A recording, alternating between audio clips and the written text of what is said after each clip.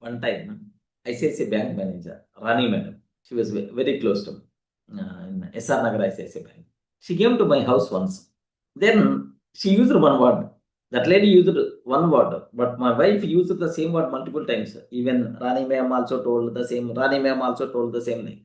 What is that word is? I'm always feeling a bit smile whenever I remember that word. You know how to earn, but you don't know how to enjoy. This is the statement.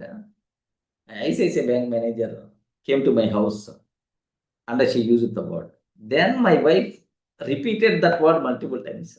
You know how to earn, but you don't know how to joy, how to spend, how to joy with that. The simple reason is in my house, there are no big costly kind of things won't be there. Normal middle class family look is there like. But that lady aware about our transactions, what we are doing, all these things, right? Then automatically she uses that word. You don't know this word. I'm always remembering, even while telling also how she used that word, that scenario. I can see in my in my mind. Okay, really, believe me, that thing only required, friends. Believe me, that thing only required.